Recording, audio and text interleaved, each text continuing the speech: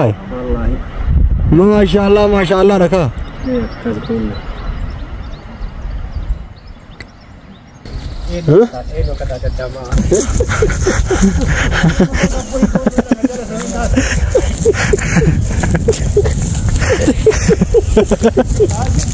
Engkol bitaado kol minuti kol awo lagro gari kana ejar sama nak ke nasan dainil farra olbay apa bi makan makina mo laka ini asin galal wala subhanallah wallahi passport ka mata ko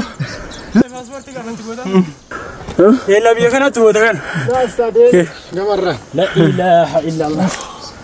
كون الرارين قديك نمو انا جاي فكتره لا فرادو لا